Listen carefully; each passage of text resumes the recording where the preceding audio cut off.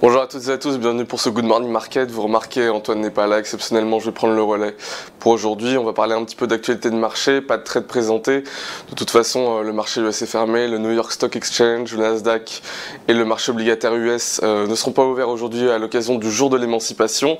Donc ça va être l'occasion de faire un petit peu le point sur ce qui s'est passé hier et quelles sont les perspectives d'évolution du marché pour le futur. On va commencer par les US, donc on a eu un marché qui a été drivé par Nvidia, plus 3,5% en séance hier. On a eu Qualcomm, Dell aussi qui ont bien performé. En revanche, le reste des actions quand même était pas mal à la traîne. On peut dire que Nvidia a quand même sauvé les indices du rouge. S&P a clôturé à 0,25%, le Dow Jones à 0,15% et le Nasdaq a stagné. Donc si on n'avait pas eu cette belle performance de Nvidia, on aurait probablement eu une petite séance baissière. Du côté de l'Europe, on a eu un décrochage du côté du luxe. Le reste des actions a quand même plutôt bien performé. L'Eurostock 50 a clôturé à 0,29%, le CAC 40 0,55% et le DAX a fini finalement par stagner à la clôture. Du côté de la Chine, on a un Hang Seng qui a quand même bien performé aussi, on a 2% de hausse et le Kospi plus 1,1%. Donc notez qu'il y a la décision de la BOJ dans 2 jours, donc les marchés japonais pour l'instant sont un peu en retrait à l'approche de cette décision. On a eu des banquiers centraux hier qui se sont exprimés à la Fed, donc ils ont réitéré leur optimisme au niveau de l'inflation.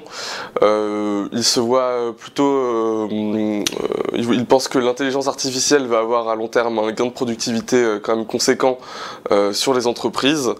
Et ils voient toujours à court terme des disruptions dans la chaîne d'approvisionnement dues aux disruptions au Moyen-Orient. On a eu la CBO également qui nous a apporté quelques prévisions, excusez-moi. Une croissance du PIB à 2034 qui devrait s'orienter aux alentours des 1,8% par an. Au T4, elle voit 2% de croissance du PIB et également en 2025. Au niveau du déficit américain, le déficit devrait être en hausse de près de 400 milliards par rapport au prévisions de février. On attendrait les 1915 milliards de dollars.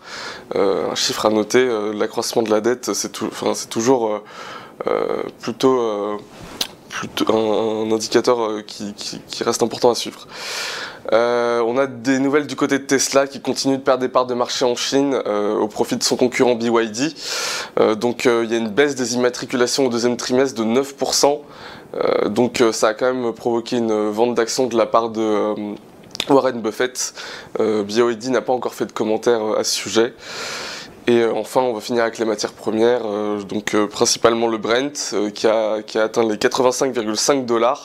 Le contango continue de pousser les prix à la hausse. Et du côté du Bitcoin, on a une légère appréciation après une séance quand même plutôt négative. On est à 65 500 $ actuellement.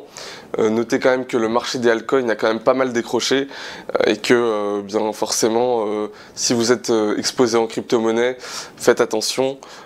Les prochains jours pourraient être plutôt pessimistes si jamais on voyait davantage de sorties sur les ETF. Voilà, donc c'est les informations principales. Je ne sais pas si vous avez suivi le VIX agapé à la hausse, on a eu un renouvellement des contrats à terme. Un VIX qui monte, c'est toujours un signe un peu toxique pour les actions.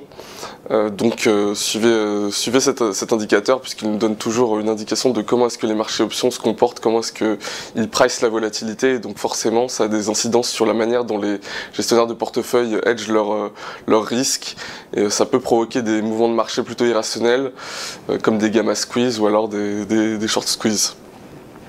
Voilà, c'est tout pour aujourd'hui, donc c'était plutôt court, mais c'était l'essentiel.